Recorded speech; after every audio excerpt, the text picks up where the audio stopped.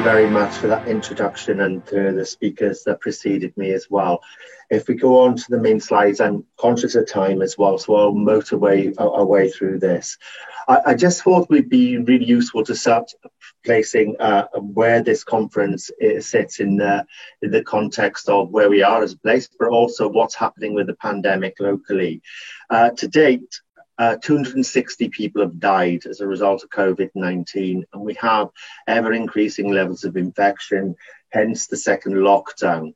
But as you've said already, we are turning our minds now to looking at our recovery, and certainly the Build and Recover plan, which was published in August by the West London Alliance, and the Borough Recovery Plan, which we published in October, both set out the context for our recovery. So there's grim issues in relation to the pandemic itself, but also some hope included in those two documents. If we progress onto the next few slides, and these will be available for people later. So what's the impact on our community? In next slide.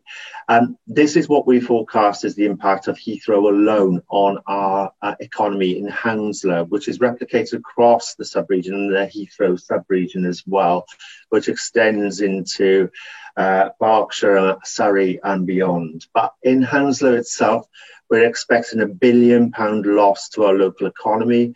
Our GVA prior to this was the 7th largest in London, one of the largest, 18th largest in the UK, and £1 billion loss to that economy is expected at the moment. As you can see, up to 43,000 jobs are at risk.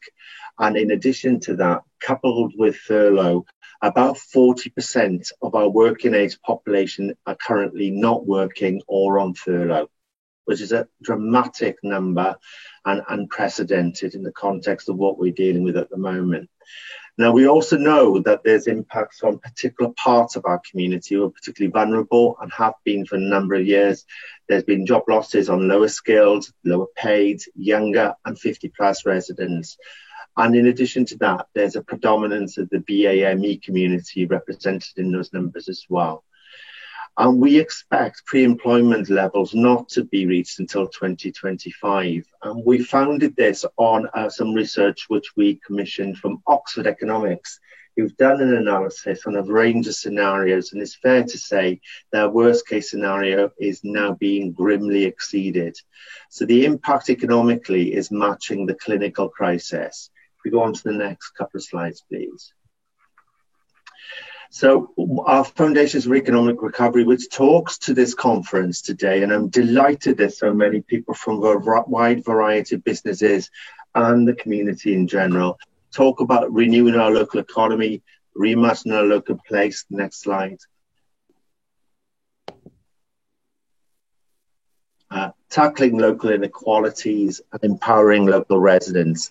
Again, I'll say these slides, I'm flicking through them quickly in the interest in time, will be the basis of us to look at renewing our future. And certainly our Borough Recovery Plan and the West London Build and Recover Plan very much focus on a just and good recovery.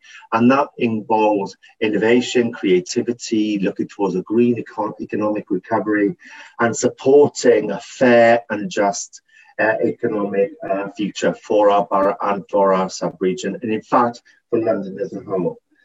It's incredibly important that we capture innovation, creativity, and the future of aviation as part of our ongoing efforts to make sure that the impacts of the airport's downturn aren't adversely impacted into the future.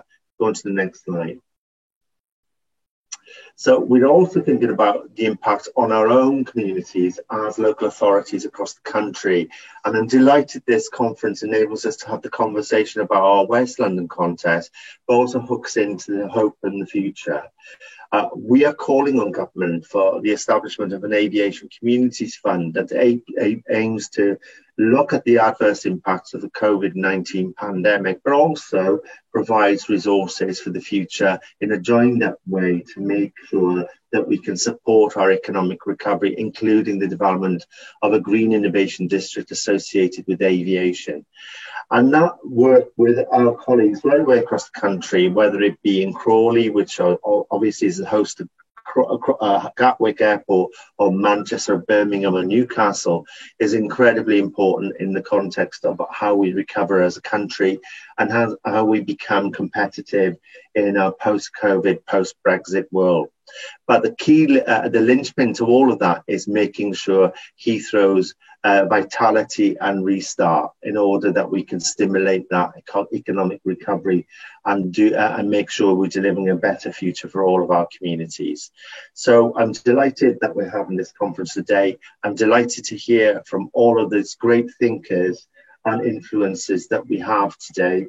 And I'm hoping that that will be incredibly important for us to think about what we do next in terms of helping our communities to flourish. I'll stop there. I'm also delighted to warmly welcome Rob Porth MP, who's the Minister for Aviation, who's newly appointed this year. And I'm delighted he's agreed to deliver the keynote speech today. I'm really grateful for his time. I know how busy he must be today as well. Thank you very much.